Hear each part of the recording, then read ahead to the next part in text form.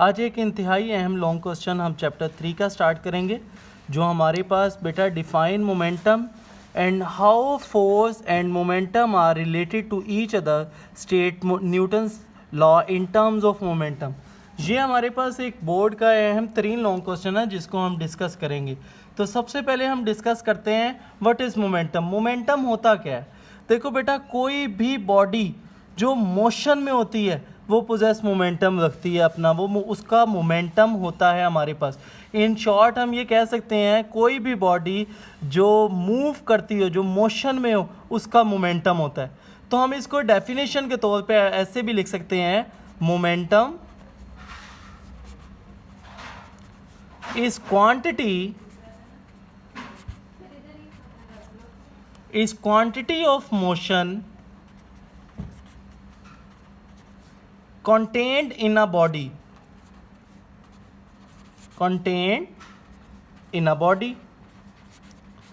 अगर in short अगर हम दूसरे अल्फाज में देखें तो हम सिंपल ये भी कह सकते हैं it is a product of mass and velocity.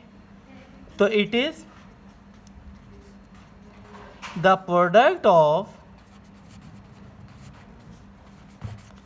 मास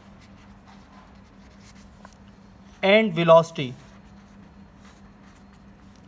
तो हमारे पास बेटा इट इज डिनोटेड बाय, इसका जो हमारे पास फार्मूला है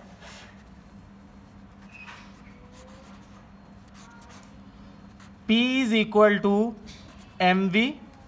इसका मतलब है it is denoted by P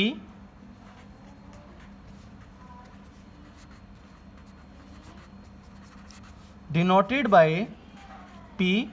आपको ये नज़र आ रहा है कि P के ऊपर मैंने एरो हेड लगाया, इसका मतलब है ये वेक्टर क्वांटिटी है। तो हमारे पास लीनियर मोमेंटम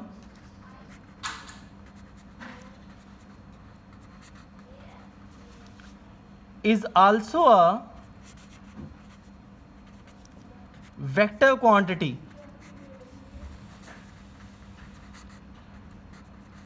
ये क्या है?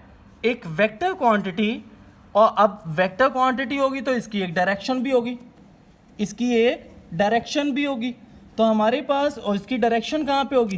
देखो, मास तो एक स्केलर क्वांटिटी है, तो जो हमारे पास वेलोसिटी की डायरेक्शन होगी वही हमारे पास मोमेंटम की डायरेक्शन होगी। एंड इट्स डायरेक्शन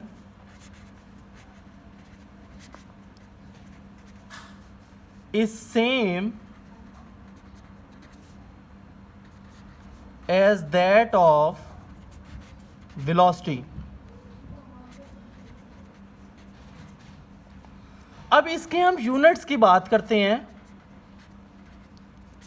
यूनिट्स हमारे पास क्या हैं? तो हमारे पास देखो, मोमेंटम का फार्मूला होता है mv। तो हम सिंपल उसके फार्मूले से यूनिट बनाते हैं। मास का यूनिट क्या होता है? kg। वेलोसिटी का क्या होता है? Metre per second. ये इसका एक यूनिट होता है। अब बच्चे, इसका एक प्रूफ होता है कि हमारे पास kg मीटर पर सेकेंड जो हमारे पास है, इसको हम ऐसे भी लिख सकते हैं मोमेंटम का यूनिट के तौर पे kg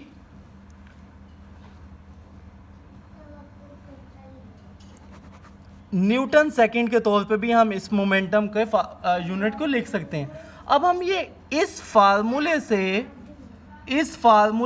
ये यूनिट कैसे बनाएंगे, या इस यूनिट से हम ये वाला यूनिट कैसे बनाएंगे? अब हमने ये देखना है, इसका प्रूफ है सिंपल सा, 2 लाइनों का प्रूफ है कि हमारे पास kg metre per second given है।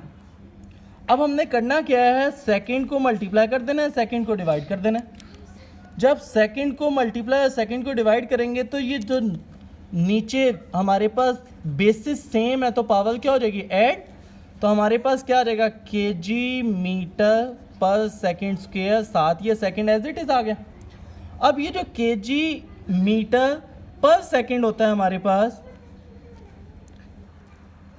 kg मीटर पर सेकंड स्क्वायर, ये हमारे पास न्यूटन के बराबर होता है। तो हम इस सर्कल की जगह क्या लगा देंगे? Newton second. तो हमारे पास ये इसका ऐसा यूनिट भी कहलाता है। तो हम उसको 1 न्यूटन को अलग से लिख लेते हैं। 1 newton is equal to kg metre per second square. तो हमारे पास अब जो नेक्स्ट हमारे पास पॉइंट है मोमेंटम, अब हेडिंग देंगे हम momentum and Newton.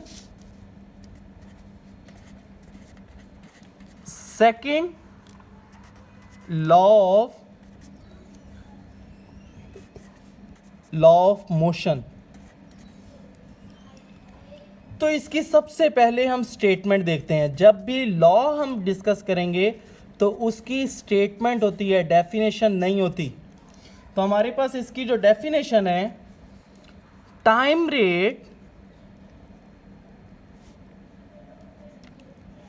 Rate of change of momentum of a body equals the applied force,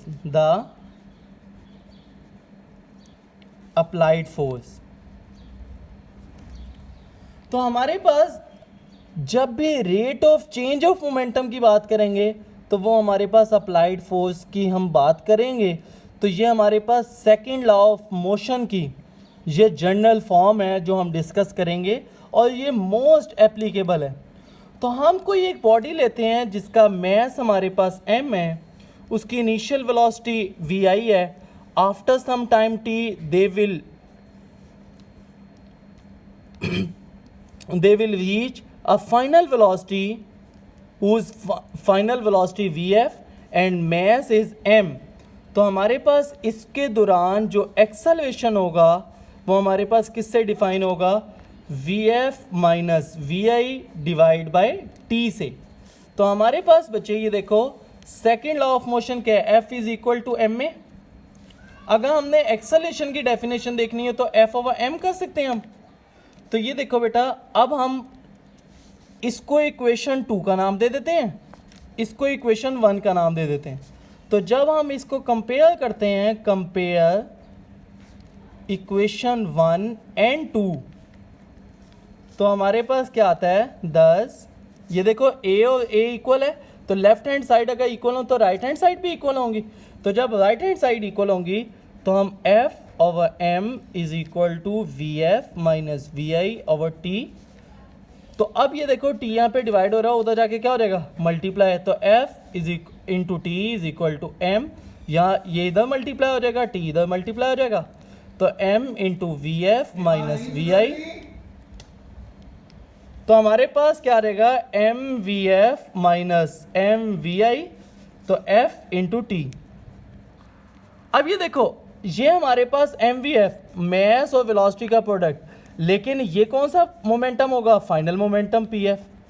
M v i initial velocity और मैस है तो ये मोमेंटम, लेकिन ये इनिशियल मोमेंटम होगा।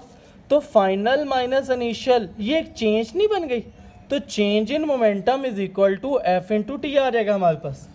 तो अगर हम इसको सिंपल लिखना चाहें तो F is equal to delta P, और अगर यहाँ पे डिवाइड करेंगे तो डेल्टा लगा देंगे क्योंकि स्मॉल चेंज के लिए हम लिख रहे हैं। तो हमारे पास rate of change of momentum is equal to किसके आ जाएगा, अप्लाइड फोर्स के। और ये हमारे पास मोस्ट जनरल फॉर्म है क्योंकि यहाँ पे मैस के साथ साथ वेलोसिटीज़ भी वेरी कर रही हैं। तो जहाँ पे वेलोसिटीज़ वेरी कर रही हो, जहाँ पे मैस वेरी कर रहा हो, तो यहाँ पे हम मोस्ट जनरल फॉर्म यहाँ पे यूज़ करते हैं। तो अब ये देखें, ये जो मैंने जो इक्वेशन निकाली है वो अब यहाँ पे देखें स्टेटमेंट पे कि हमारे पास time rate of change of momentum of a body equals to the applied force. तो यहाँ पे देखें time rate of change of momentum is equal to the applied force. तो ये हमारे पास जनरल फॉर्म है। अगर हम इसको एक और तरह से भी देख सकते हैं, F into T is equal to delta P. अगर कोई हमें ये कह दे कि change in momentum is equal to किसके बराबर होगा, तो आप बताओगे product of force into time के। तो ये हमारे पास एक जनरल फॉर्म है। यहाँ से क्वेश्चन आते हैं, यहाँ पे एक क्वेश्चन आता है MCQs की बेस पे कि हमारे पास वो कहता है कि चेंज, अब एक फोर्स दे दी उसने, अप्लाइड फोर्स, लाइक फोर्स उसने 25 न्यूटन दे दी।